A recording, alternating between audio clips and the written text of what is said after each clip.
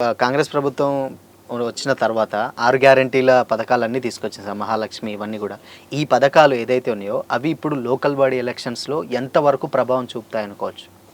చాలా వరకు ప్రభావం చూపడతాయి. ఎందుకంటే రేషన్ కార్డులు అయితేంది, సన్న బియ్యం అయితేంది, మిగతా ఇప్పుడు 200 యూనిట్ల కరెంట్ అయితేంది, ఈ 500 అయితేంది, మొన్న ఇచ్చిన చీరలు అయితేంది, ఇప్పుడు వడ్డీ లేని రుణాలు ఇవన్నీ కొంత ప్రభావం ఖచ్చితంగా చూపెడతాయి.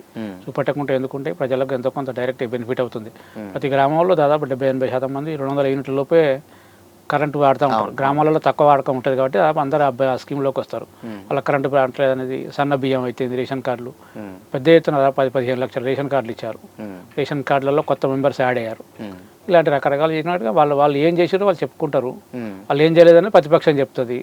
ప్రజలు అల్టిమేట్గా డిసైడ్ చేస్తారు. కొంత ప్రభావం అయితే ఉంటుంది. స్కీముల ప్రభావం ఖచ్చితంగా ఉంటుంది. అయితే ఇప్పుడు వీళ్ళు చేసినటువంటి పథకాలు అన్నీ పక్కన పెడితే సార్, ఇప్పుడు బీఆర్ఎస్ ప్రభుత్వం ఏదైతే ఉందో, బీఆర్ఎస్ ప్రభుత్వం డెఫినెట్గా అంటే వీళ్ళకు అంటే కాంగ్రెస్కి చూస్తే సమన్యాయంగా, అంటే కొంతమంది ఏంటంటే కొంతమంది లేదు మేము ఉన్నప్పుడు చాలా బాగా చేస్తున్నట్టు, కొంతమంది మాత్రం రేషన్ కార్డులు ఇవ్వలేదు అండ్ ఇలాంటి కొన్ని చేయలేదన్నారు. బట్ అవి కాంగ్రెస్ చేస్తుందని చెప్తారు. అది ఎంతవరకు ప్లస్ అవ్వచ్చు కాంగ్రెస్కి, బీఆర్ఎస్కి ఎంతవరకు మైనస్ అవ్వచ్చు? వాళ్ళ హామీలు వాళ్ళు నెరవేర్స్తాం, మేము చేయలేదని ప్రతిపక్షం అట్లా అధికార పార్టీ ఏం చేయలేదని చెప్తా ఉంటుంది. అంత బ్రహ్మాండంగా చేసింది అధికార పార్టీ అని ప్రతిపక్షం ఎప్పుడు చెప్పదు. ఏ పార్టీ ఉన్నా చెప్పదు. అది వాళ్ళ వైఫల్యాలు చెప్తారు, మేము ఏం చేసినా చెప్తారు. అధికార పార్టీ మేము ఉన్న ఇవన్నీ చేస్తున్నాం అనేది వాళ్ళు చెప్తూ ఉంటారు. దాని ప్రజలు అల్టిమేట్గా అధికార పార్టీకి స్థానిక సంస్థల్లో కొంత అడ్వాంటేజ్ ఉంటుంది. అది సహజంగా ఉంటుంది. ఎందుకంటే కొంత నిధులు వస్తాయనేది, కొంత ప్రజాప్రతినిధుల దగ్గర ఉండడం, ముఖ్యమంత్రి నిధులు ఉండడం, మన ఎమ్మెల్యేలకు నిధులు ఉండడం, ఇవన్నీ దాంతో కొంత అడ్వాంటేజ్ ఉంటుంది. అధికార పార్టీ ఎవరున్నా స్థానిక సంస్థల్లో అడ్వాంటేజ్ ఉంటుంది. ఓకే. అయితే గతంలో ఇప్పుడు అన్నట్లు పాత నోటిఫికేషన్ వచ్చింది సార్. వచ్చిన తర్వాత అది హైకోర్టులో కేసు వేయడం అదంతా అయిపోయింది. బట్ ఎలక్షన్ ఇంత సడన్గా అంటే 11, 14 అండ్ దాని తర్వాత 16 అంటే ఈ మ్యాక్సిమం అంటే ఒక 2 డేస్ గ్యాపే పెట్టిండు. సో నామినేషన్స్ కూడా రేపటి నుంచి స్టార్ట్ అవుతున్నాయి. ఫస్ట్ విడతాయి కూడా రేపటి నుంచి స్టార్ట్ అవుతుంది. ఎందుకంటే ఇంత తక్కువ టైం పెట్టడానికి కాంగ్రెస్ తీసుకున్నటువంటి డెసిషన్ ఏముందనుకోవచ్చు? అంటే దీని వెనకాల ఉన్నటువంటి రీజన్? ఎన్నికల నిర్వహణలో ప్రభుత్వాలు ఏముండదు. ఎన్నికలు రిజర్వేషన్ ఇవ్వడం వరకే ప్రభుత్వానికి సంబంధించిన వారం. అది ఎప్పుడు పెట్టాలనేది ఎలక్షన్ కమిషన్ డిసిషన్ చేసుకుంటుంది. పోలీసుల సెక్యూరిటీ అరేంజ్మెంట్స్ అంటే ఈ ఊరు నుంచి ఇంకో ఊరికి పోవాలి, మళ్ళీ ఎంత టైం కావాలని వాళ్ళు డీజీపీని కూడా అడిగారు. మీకు నెక్స్ట్ ఫేజ్కి ఎంత గ్యాప్ కావాలి అంటే కనీసం 2 డేస్ గ్యాప్ కావాలని డీజీపీ గారు చెప్పారు. వాళ్ళ కన్సర్న్ తీసుకొని గ్యాప్కు election to first phase, second to third ఫేజ్కి ఎంత గ్యాప్ ఉంటే మీకు కంఫర్టబుల్గా ఉంటుంది అనేది ఎలక్షన్ కమిషన్, డీజీపీ వాళ్ళు చేసుకున్న చర్చల్లో సంబంధించిన ప్రభుత్వం ఇంత గ్యాప్ ఉండాలి, ఇప్పుడే పెట్టాలనేది డేట్స్ అనేది ప్రభుత్వం డిసైడ్ అయితే ఎన్నికల కమిషన్ స్వతంత్రంగా వ్యవహరిస్తుంది. వాళ్ళు డిసైడ్ చేస్తారు. అది కంఫర్టబుల్ని బట్టి లోకల్గా ఉన్నటువంటి ఈ ఊరు నుంచి ఇంకో మండలానికి పోవాల్సి ఉంటుంది, ఇంకో మండలం నుంచి ఇంకో మండలం పోవాల్సి ఉంటుంది. ఈ ట్రాన్స్పోర్టేషన్కి మీకు ఎంత టైం కావాలి అనేది తప్ప ప్లస్ ఎక్కువ ఎలక్షన్స్కి ఎక్కువ గ్యాప్ ఇస్తా అంటే ఎక్కువ టెన్షన్స్ ఉంటాయి, ఎక్కువ ఇబ్బందులు కనిపిస్తుంటాయి, ఎప్పటికప్పుడు సిచ్యువేషన్స్ మారుతూ ఉంటాయి.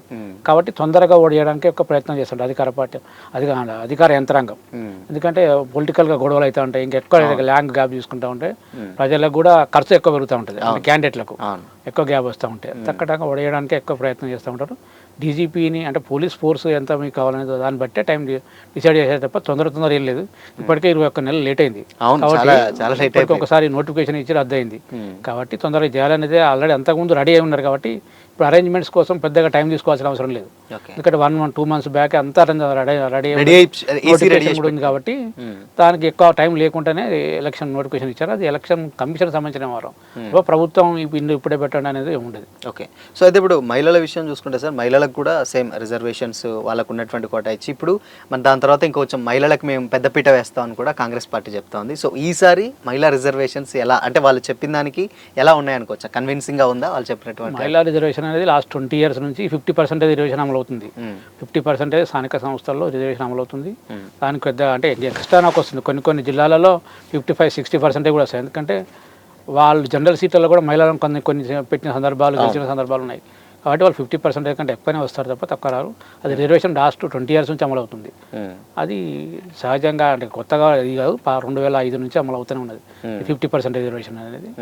కాబట్టి అది వాళ్లకు మహిళల్లో చైతన్యం తీసుకురావడానికి, మహిళా ప్రతినిధులు ఎన్నిక కావడానికి కొంత అవకాశం ఉంటుంది.